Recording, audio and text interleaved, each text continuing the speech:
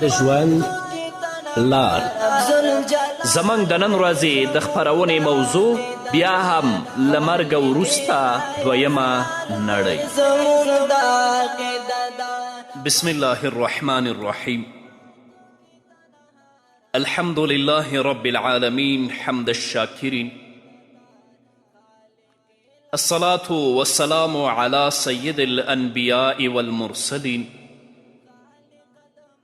سيدنا ونبينا وشفيعنا ومولانا محمد وعلى آله وأصحابه الطيبين الطاهرين. قدرمنو اوریدونکو د ژوند د لارې د خپرونې مینوالو، السلام علیکم ورحمة الله وبرکاته. ستاسو روغتیا او خوشحالي د پاک رب نه غواړم، په دې هیله چې د صحت او عافیت جامې پر تن ولرئ او خوشحالي مو په برخه وي. دا دی زه محمد یاسین فهیم د ژوند د لارې د خپرونې په وړاندې کولو کې ستاسو په خدمت کې یم. زموږ د نن ورځې د خپرونې موضوع بیا هم له مرګه وروسته دویمه نړۍ. درنو اوریدونکو، الله تعالی د ځینې بندګانو لپاره په نورو باندې حقوق ټاکلی دي، لکه د پلار لپاره پر زوی او د زوی لپاره پر پلار، همدارنګه د ګاونډي لپاره پر ګاونډي او د ښځې او د خاوند پر یو بل باندې حقوق، ان تر دې چې حیوان او ونې لري هم حقوق ټاکلی دي. د بندگانو په حقوقو کې لومړی حساب د وینو کیږي، لکه چې نبی کریم صلی الله علیه وسلم فرمایلی دي، د بخاري او د مسلم حدیث دی. تر ټولو لومړی فیصله چې د قیامت په ورځ د خلکو په منځ کې کیږي د وینو فیصله به وي. نو په دې دنیا کې چې څوک د ظلم او د وحشت لاس په چا باندې پورته کوي، هغه وهي او ډبوي یې، هغه دې د الله نه وویریږي چې د دې انتقام به الله د حشر په ورځ ترې اخلي. هغه چې پر نورو باندې د وهلو تیری کوي، نو د قیامت په ورځ به ترې د وهلو بدله اخیستل کیږي. لکه چې نبی کریم صلی الله علیه وسلم فرمایل، د بیهقي حدیث دی، رسول الله صلی الله علیه وسلم فرمای، چا چې په بل چا باندې په ظلم سره وهل کړي وي، نو د قیامت په ورځ به ترې بدله واخیستل شي. همدارنګه رسول الله صلی الله علیه وسلم فرمای، هر کس چې خپل مریی او غلام وهي، نو د قیامت په ورځ به ترې بدله اخیستل کیږي. ام سلمه رضی الله تعالی عنها فرمای چې نبی کریم صلی الله علیه وسلم زما په کوټه کې و او مسواک په لاس کې و. نو نبی کریم صلی الله علیه وسلم یوه خادمه را وغوښتله او هغه رانغله. نو د نبی کریم صلی الله علیه وسلم په مبارک مخ کې غصه ښکاره شوه. ام سلمه رضی الله تعالی عنها فرمایي، زه ورپسې لاړم، نو کتلی مې چې دا خادمه له یو حیوان سره لوبې کوي. نو ما ورته وویلې، تا ته محمد رسول الله صلی الله علیه وسلم غږ کړی او ته اوس هم له دې حیوان سره لوبې کوي. هغې خادمې وویلې، قسم پر الله چې ما ستا غږ نه دی اوریدلی. دا خبر رسول الله صلی الله علیه وسلم ته کوي. نو محمد رسول الله صلی الله علیه وسلم ورته وفرمایل، که زه د قیامت په ورځ له بدلې څخه نه ویرېدی، نو په دې مسواک به مې دردولی وی. هل کله چې محمد رسول الله صلی الله علیه وسلم سره له دې چې الله تعالی ته نږدې پیغمبر دی له قصاص او بدلې څخه ویریږي، نو د عامو خلکو په اړه څه فکر کوئ؟ هغه کسان چې د ظلم او د وحشت لاس د ظلم او د بربریت لرګی او سوټی همیش په لاس کې دی. خلک وهي او ډبوي. د دوی حال به د حشر په ورځ د الله رب العزت په حضور کې څه وي؟ د الله نه وویرېږئ، د بدلې د ورځې نه وویرېږئ چې هلته به ستا ظالمونه الله رب العزت د مظلوم انتقام او بدله اخلي. پرېږده د وحشت او د بربریت او د ظلم چلن، د رحم، د شفقت او د ترحم نه کار واخله. همدارنګه پوروړی او قرضدار د هیچا حق نه ضایع کیږي، بلکې الله تعالی هر حقدار ته خپل حق ورکوي که څه هم لږ وي. د بخاري حدیث دی، نبی کریم صلی الله علیه وسلم فرمایي که چا پر خپل ورور باندې ظلم کړی وي نو نن دې ترې ځان مخکې له دې حلال کړي چې بیا به دینار او درهم نه وي. که نیکي ورسره وي د ظلم په کچه به ترې واخیستلی شي، او که نیکي ورسره نه وي نو د هغه مظلوم ګناهونه به پرې بار کړی شي. نن دې که په چا باندې ظلم کړی، د چا مال او حق دې خوړلی، په همدغې دنیا کې ځان ترې خلاص کړه، که نه د حشر په ورځ هلته نه درهم شته او نه دینار شته چې ورې کړي. ستا چې څومره نیکۍ دي الله رب العزت به دې دا نیکي هغه چاته ورکوي چې د چا حق دې خوړلی، په چا دې زیاتی کړی. کله دې چې نیکیانې خلاصې شي او د هغه حق پر تا باندې پاتې وي نو الله رب العزت به د هغه بدیانې او ګناهونه را اخلي، په تا به اچوي چې دا به فیصله کیږي چې الله به هغه جنت ته لیږي او تا به جهنم ته لیږي. هغه پوروړی او قرضدار چې تر مرګ وروسته پرې د خلکو پورونه پاتې وي، په آخرت کې بیا ترې نه خلاصیږي، ځکه چې دا مال والا به ترې د قیامت په ورځ د خپل مال په کچه نیکي ترې واخلي. لکه چې نبی کریم صلی الله علیه وسلم فرمایي، د ابن ماجې حدیث دی، څوک چې مړ شو او دینار او یا درهم پرې پاتې شو نو د قیامت په ورځ به له نیکیو څخه پوره کړی شي، ځکه چې هلته دینار او درهم نشته. نو د چا حقوق چې پر تا باندې په دنیا کې دي، هڅه او کوشش وکړه چې په خپل ژوند کې حقوق ور ادا کړي، کنی د حشر په ورځ او د قیامت په ورځ ترې خلاصون نه لري. همدارنګه هغه کسان چې په دنیا کې په خلکو تورونه لګوي، دوی هم د الله نه خلاصیږي. څوک چې په چا باندې د بدکاري تور ولګوي نو د قیامت په ورځ به یې ترې بدله واخیستلی شي. که چا په خپل مرئی باندې او په خپل غلام باندې په دروغو د بدکاري تور ولګوه نو د قیامت په ورځ به ورته حد ورکړی شي. د مسلم حدیث دی، نبی کریم صلی الله علیه وسلم فرمایي چا چې په خپل مرئی باندې د بدکاري تور ولګوه نو د قیامت په ورځ به ورته حد ورکړی شي، مګر چې څه یې ویلي وي هماغسې وي، یعنې رښتینه وي. همدارنګه د بخاري حدیث دی، نبی کریم صلی الله علیه وسلم فرمایي چا چې خپل مریی او غلام تورن که او هغه د ده له خبرو نه بیزاره و نو د قیامت په ورځ به په دروغ وهلی شي، مګر چې حق یې ویلی وي.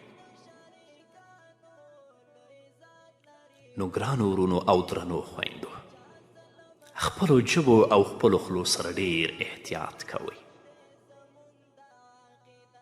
که ته په دنیا کې او په خپل ژوند کې خپل یو مسلمان ورور باندې د بدکاري تور لګوي، یا د خپل یوې مسلمانې خور باندې د بدکاري تور لګوي، او حال دا چې هغه بدکار نه هغه مسلمان ورور کړی او نه هغې مسلمانې خور کړی، د حشر په ورځ به د الله رب العزت درئي، الله رب العزت د هغه چا باندې چې تا تور لګولی د هغو بدل او د هغو انتقام به درنه اخلي. او ټول به دې هلته پیژني چې دا کاذب او دا دروغجن و. نه په خپل ژوند کې په خپله معاشره کې رښتیني اوسئ چې الله رب العزت تاسو رښتیني ولیکي او الله رب العزت د رښتینو معامله در سره وکړي. همدارنګه څوک چې په بېوزلو باندې زیاتی کوي، د دیو نه به الله د بېوزلو انتقام او بدله اخلي. څوک چې خپل ځواک، واکمني، رتبه، هوښیارتیا او اړیکې د بېوزلو د ظلم او رټلو لپاره کاروي، نو د قیامت په ورځ به ترې بدله واخیستلی شي. د ترمذي حدیث دی، ام المؤمنین عایشه صدیقه رضی الله تعالی عنها فرمای چې یو سړی د نبی کریم صلی الله علیه وسلم مخې ته کیناست او ویلې ای د الله رسوله، زما 2 غلامان دي چې زما تکذیب کوي، خیانت را سره کوي او خبره مې نه مني. زه ورته بدې ردې وایم او وهم یې، نو زه به ښه یم او که هغوی. نبی کریم صلی الله علیه وسلم ورته وفرمیل د هغوی خیانت، تکذیب او نافرمانی به ستا له بدو ردو او سزا سره پرتله شي. که ستا سزا د هغوی له ګناه سره سمه وه، نو دواړه به یو شان یی، نه به پرې ستا څه پاتې وي او نه د هغوی. او که ستا سزا د هغوی له ګناهونو کمه وه، نو دا به پرې ستا غوروالی وي. او که ستا سزا د هغوی له ګناهونو ډیره وه، نو له تا نه به د زیاتې سزا قصاص او بدله واخیستلی شي. هغه سړی له دغه ځای نه غاړې ته شو او په چیغو یې وژړل. نبی کریم صلی الله علیه وسلم ورته وفرمیل آیا ته دا آیت نه لولې؟ رسول الله صلی الله علیه وسلم ورته د سورت انبیا 40 آیت ولست.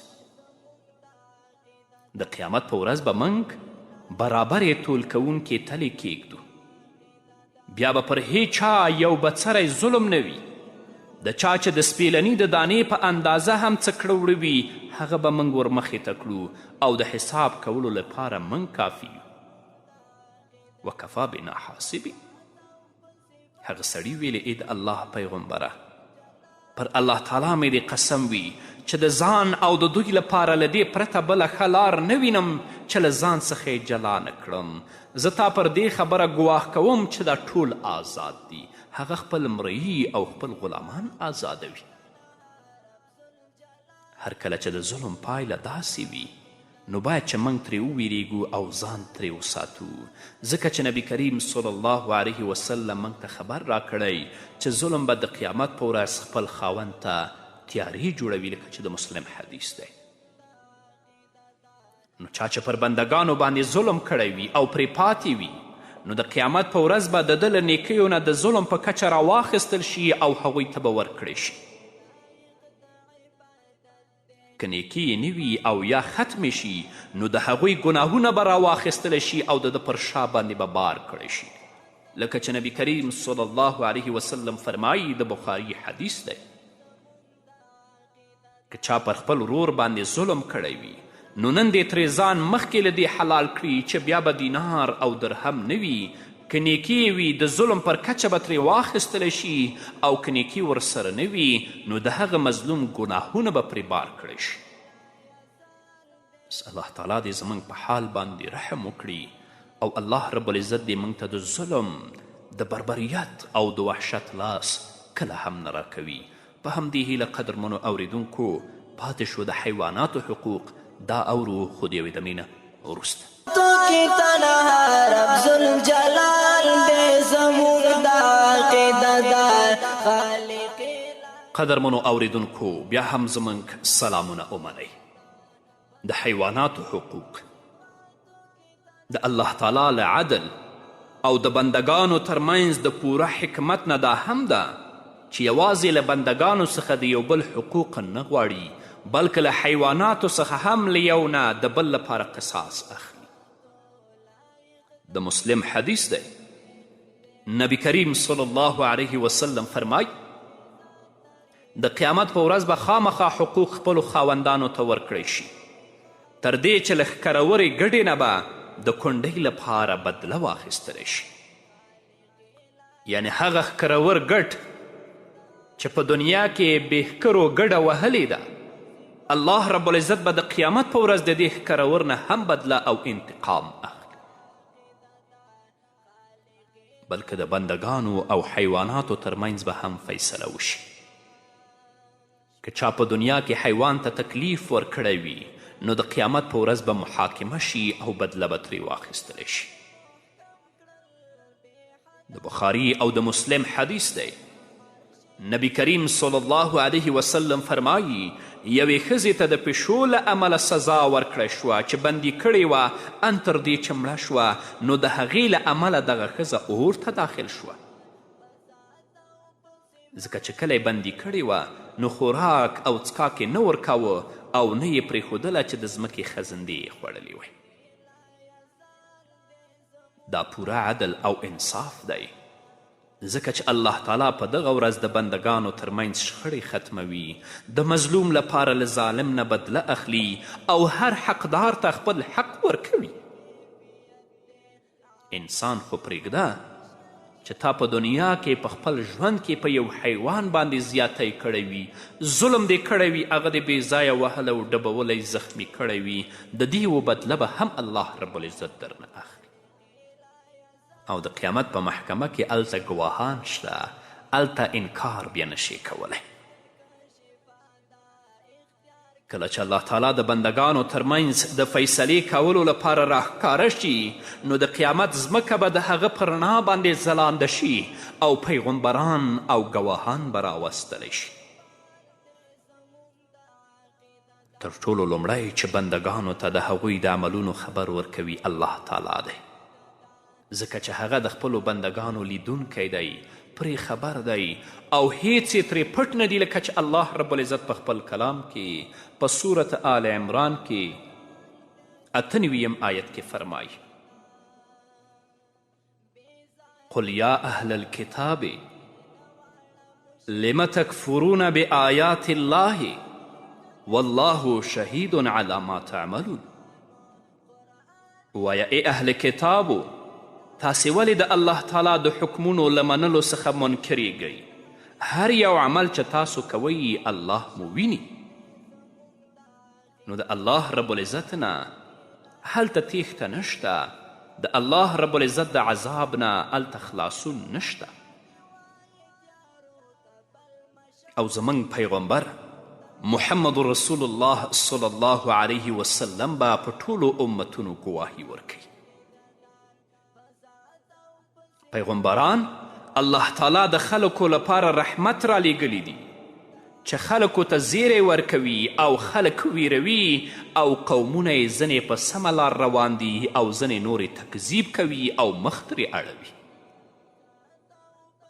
کله چې پیغمبران علیهم السلام له خپلو امتونو سره په قیامت کې یو ځای راټول شي او د زورور او حکیم ذات مخې ته ودرېږي او له امتونو نه پوښتنه وشي، لکه چې الله رب العزت په خپل کلام کې په صورت اعراف کې 6 او 7 آیتونو کې فرمایي: فلنسألن الذین ارسل الیهم ولنسألن المرسلین. نو دا کار هرومرو کیدونکی دی چې موږ له هغو خلکو څخه حساب واخلو چې پیغمبران مو ورلیږلي دي او له پیغمبرانو څخه به هم د پیغام رسولو پوښتنه وکړو چې هغوی د پیغام رسولو فریضه تر کومه ځایه سرته ورسوله او هغوی ته په مقابل کې څه ځواب ورکړی شو. فلنقصن علیهم بعلم وما كنا غائبین. بیا به موږ په خپله په کامل علم سره ټوله ماجرا د هغوی مخې ته وړاندې کړو او موږ چیرې غائب نه یو. کله چې امتونه د خپلو پیغمبرانو تکذیب وکړي چې دوی موږ ته تبلیغ نه دی کړی، نو دا به حال به زموږ پیغمبر محمد صلی الله علیه وسلم او د هغه امت د مخکینیو پیغمبرانو لپاره د دین پر رسولو ګواهي ورکړي، لکه چې الله رب العزت په خپل کلام کې په صورت بقره کې 143 آیت کې فرمایي: وكذلك جعلناكم أمة وسطا لتكونوا شهداء على الناس ويكون الرسول عليكم شهيدا. او په همدې ډول موږ یو امت وسط یعنی غوره امت ګرځولی یاست چې تاسې په نړیوالو شاهدان او پیغمبر پر تاسې شاهد اوسي. او نبی کریم صلی الله علیه وسلم فرمایل د قیامت په ورځ به نوح علیه السلام ته غږ وشي، هغه به ووایي ای ربه حاضر یم. الله تعالی به ورته ووایي آیا تا دین رسولی و؟ هغه به ووایي هو. امت ته به یې ویلی شي آیا تاسې ته دین رسولی دی؟ هغوی به ووایي موږ ته هیڅ کوم ویرونکی نه دی راغلی. الله تعالی به نوح علیه الصلاة والسلام ته ووایي ته کوم ګواه لرې؟ هغه به ووایي محمد رسول الله صلی الله علیه وسلم او د هغه امت زما ګواه دی. نو تاسې به ګواهي وکړئ چې نوح علیه الصلاة والسلام دین رسولی او همدا د الله تعالی د دې وینا مقصد دی چې الله رب العزت فرمایي لتکونوا شهداء علی الناس ویکون الرسول علیکم شهیدا. د نبی کریم صلی الله علیه وسلم امت به د قیامت په ورځ پر خلکو ګواهان وي. او په بل روایت کې دی چې د نبی کریم صلی الله علیه وسلم امت به د ټولو انبیاو لپاره د امتونو په خلاف ګواهي کوي. نبی کریم صلی الله علیه وسلم فرمایي د مسند احمد حدیث دی د قیامت په ورځ به یو پیغمبر راشي او یو امتی به ورسره وي، بل به راشي چې دوه امتیان به ورسره وي یا له دې نه ډېر. قوم به یې راوبلل شي چې دې پیغمبر تاسې ته دین بیان کړی دی، هغوی به ووایي نه، انکار به وکړي. پیغمبر ته به وویل شي ستا لپاره څوک ګواهي کوي؟ هغه به ووایي زما لپاره محمد صلی الله علیه وسلم او د هغه امت. نو د نبی کریم صلی الله علیه وسلم امت به راوبللی شي او ورته وویلی شي آیا دې پیغمبر دین رسولی دی؟ هغوی به وایي هو. الله تعالی به ورته ووایي تاسې پر دې چا پوه کړئ؟ هغوی به ووایي موږ ته مو خپل پیغمبر د دې خبر راکړی و چې دغه پیغمبرانو خپلو امتیانو ته دین رسولی او موږ یې تصدیق کړی. او زموږ پیغمبر صلی الله علیه وسلم به په خپل امت ګواهي کوي. نبی کریم صلی الله علیه وسلم پر خپل امت د دې خبرې ګواهي کوي چې دین یې ورته رسولی دی، بیان یې ورته کړی دی، ویرولی دي او د هر خیر ښودنه یې ورته کړې او له هر ډول شر نه یې بچ کړي دي. لکه چې الله تعالی په خپل کلام کې په سورة نساء کې 41 آیت کې فرمایي فکیف اذا جئنا من کل امة بشهید وجئنا بک علی هؤلاء شهیدا. نو زیر شئ دوی به په هغه وخت کې څه وکړي چې موږ له هر امت څخه یو شاهد راولو او پر دغه امت باندې تا یعنی ای محمد صلی الله علیه وسلم شاهد تیر کړو. د ترمذي حدیث دی. ابو هریره رضی الله تعالی عنه فرمایي چې نبی کریم صلی الله علیه وسلم دا آیت ولست نو ویل تاسې پوهیږئ چې د ځمکې خبرونه څه شی دي؟ هغوی ویلې الله تعالی او د هغه رسول ښه پوهیږي. نبی کریم صلی الله علیه وسلم وفرمیل د ځمکې خبرونه دا دي چې په هر نره او ښځه باندې د هغه څه ګواهي ورکړي چې د دې پر شا یې کړي وي، وایي به په پلانۍ ورځې داسې وکړه داسې وکړه، نو همدا یې اخبار دي. یومئذ تحدث اخبارها. دا آیت یې ولسته بیا د صحابه ونه پوښتنه وکړه. او نبی کریم صلی الله علیه وسلم فرمایلی له ځمکې نه ځان محفوظ کړئ ځکه دا ستاسې مور ده او هیڅ بنده پر دې باندې د خیر یا شر کار نه کوي مګر دا به خبر ورکړي. کله چې بنده پر دې پوه شي چې له رب سره به مخامخ کیږي او هیڅ یو عمل به یې پټ نه پاتې کیږي، نو څنګه به د ګناه کولو زړورتیا وکړي؟ خو موږ نه یو پوه شي. او د حشر په ورځ به د بنده اندامونه په ده باندې ګواهي ورکوي. دا به اورو خو په بلې خپرونه کې. نو قدرمنو اوریدونکو دا وه زموږ د نن ورځې خپرونه چې ستاسو درانه حضور ته وړاندې شوه. تر بلې خپرونې پورې چې زه بیا هم ستاسو درانه حضور ته راځم، تاسو ټول په لوی او پاک رب باندې سپارم. پاتې ژوند مو نیکمرغه، ښاد، بریالي او کامیاب اوسئ. خو شرک د لوی اوبال د زمون د عقیده دا خالق لا یزال د زمون د عقیده دا په ذات او په صفاتو کې تنها رب ذوالجلال د زمون د عقیده دا خالق لا یزال